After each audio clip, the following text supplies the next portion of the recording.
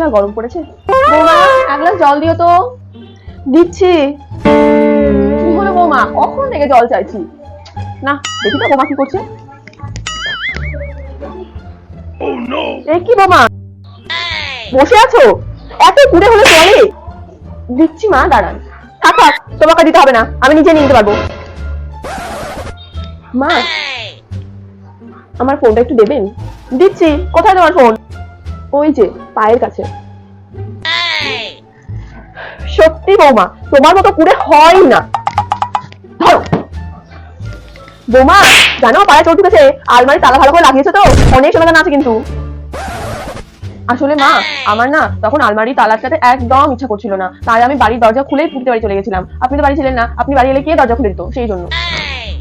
কি হায় রে, পুড়ে রেখেছি তোমার মতো পুরো একটা মেয়েকে আমি দেখিনি। ভগবান আমার সব গেল সব গেল।